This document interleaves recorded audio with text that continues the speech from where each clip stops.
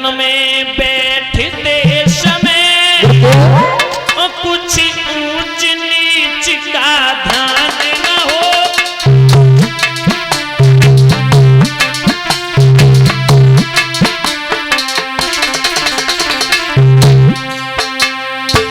भगवान की कथा में बैठो, भगवान के सत्संग में बैठो, भगवान के भागवत में बैठो तो कुछ बातों का ध्यान नहीं होना चाहिए। हर कीर्तन में बैठते समय कुछ ऊंच नीच का ध्यान न हो। अपने घर का, अपने बल का, अपने धन का अभिमान न हो।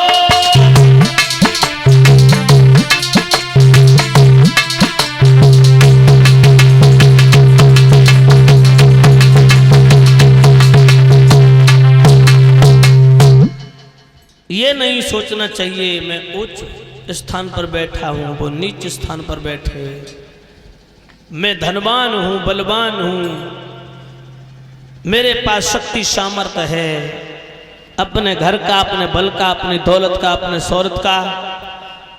ये नहीं अभिमान होना चाहिए कि मैं बहुत बड़ा धनवानी हूँ, बहुत बड़ा विद्वान हूँ, बहुत बड़ा विदुषी हूँ, बहुत बड़ा ब्रह्मचारी हूँ, बहुत बड़ा त्यागी हूँ।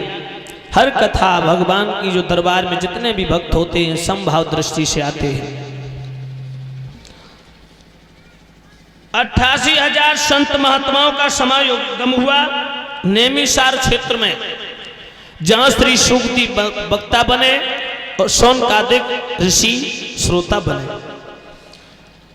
श्री शौनकादिक ऋषि ने सूत जी से प्रश्न किया, भगवान कोई हमें ऐसी कथा सुनाओ जिससे मेरे पाप नष्ट हों, पुण्य की पुनः जागृति हो। तो श्री सूत जी कहते हैं, हे शौनकादिक ऋषियों, मैं तुम्हें वो पावन प्रसंग श्रवण कराने के लिए जा रहा हूं जिससे भगवान की कथाओं का उदय हुआ। ये उस समय का वर्णन किया है श्री सूत जी ने जिस समय महाभारत के युद्ध में, जो 18 दिन के युद्ध में कई अक्षौणी सेना का विनाश हुआ था। भीम ने अपनी गदा की टंकार से कौरवों का विनाश किया था, क्योंकि कौरव अधर्म और अन्यायी थे, अधर्म का रास्ता अपनाया था, दुराचारी थे, अभिमानी थे। और पांडवों के हृदय में सद्भावना थी, दान भी, धर्म भी था और भगवान के भक्त थे। पांडव 5 के 5 ही हैं, कौरव सारे के सारे जो है वीर गति को चले गए। अंत के समय जब दुर्योधन रह गया तो भीम ने अपनी गदा की टंकार से, अपनी गदा की चोट से दुर्योधन की जंघाओं को तोड़ दिया। ऐसा होकर के दुर्योधन कुरुक्षेत्र में तड़फ रहा है, अपने अंतिम प्राणों की भीख मांग रहा है। तब तक दुर्योधन का मित्र गुरु द्रोणाचार्य के पुत्र अश्वत्थामा दुर्योधन के पास पहुंचे और कहा है कि हे युवराज, अंत के समय अगर तुम्हारी कोई इच्छा अधूरी हो, वो आप अपनी वेदना प्रकट करो, मैं तुम्हारी इच्छा पूर्ण करूंगा।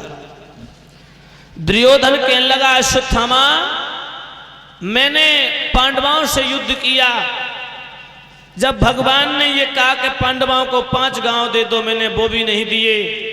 ये कहा था अभिमान के कारण के मैं उन्हें सुई की नोक के बराबर भी पृथ्वी पर उनका अधिकार नहीं है। अगर मैं उस समय अपने बुजुर्गों का, अपने आदर्शों का प्रस्ताव मान लेता तो आज विनाश के कंगार पर मैं खड़ा नहीं होता। दुर्योधन कहने लगा, अश्वत्थामा, अगर तू मेरी अंतिम इच्छा पूर्ण करना चाहता है तो जा 5 पांडवों के शीश काट करके ले आ। हे अश्वत्थामा, तुम हमारे मित्र हो, पांडवों के कटे हुए सिर देख करके मैं अपने प्राणों को त्याग दूंगा, हंसते हंसते अपने प्राणों को छोड़ दूंगा। अश्वत्थामा कहने लगा, युवराज दुर्योधन, तुम चिंता मत करो, मैं तुम्हें वचन दे रहा हूं कि 5 पांडवों के शीश काट करके लाऊंगा, ये मेरा वचन है। अश्वत्थामा के इन वचनों को सुनकर के दुर्योधन कहने लगा, अश्वत्थामा, तुमने सो ऐसे बोल दिया जैसे पांडव कोई गाजर मूली है।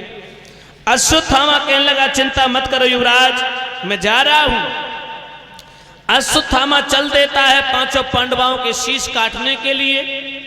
इधर भगवान श्री कृष्ण ने सोचा कि अश्वत्थामा आ रहा है, भगवान की तो लीला थी।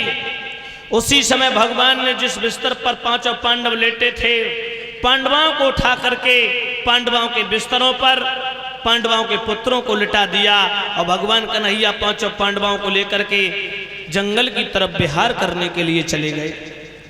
अश्वत्थामा पहुंचा, माता और बहनों उसने ये समझा कि रात्रि का समय है।